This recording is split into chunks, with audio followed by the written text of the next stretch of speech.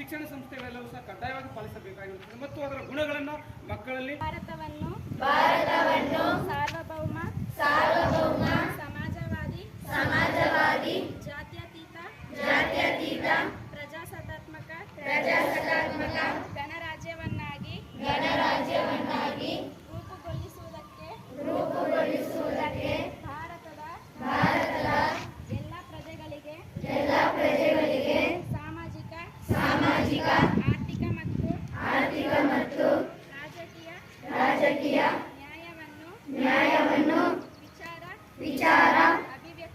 ಅಭಿವ್ಯಕ್ತಿ ನಂಬಿಕೆ ಧರ್ಮ ಮತ್ತು ಉಪಾಸನೆಯ ಸ್ವಾತಂತ್ರ್ಯವನ್ನು ಸ್ಥಾನಮಾನ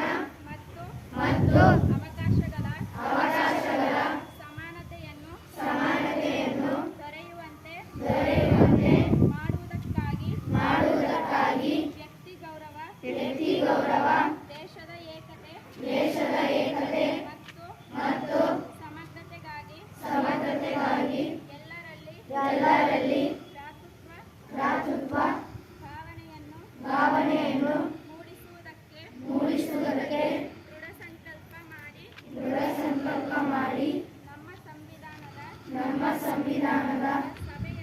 ಸಭೆಯಲ್ಲಿ 1949ನೇ ಇಸವಿಯ ನವೆಂಬರ್ ತಿಂಗಳ 26ನೇ ದಿನದಂದು ಈ ಸಂವಿಧಾನವನ್ನು ನಮಗೆ ನಾವೇ ಅರ್ಪಿಸಿಕೊಂಡು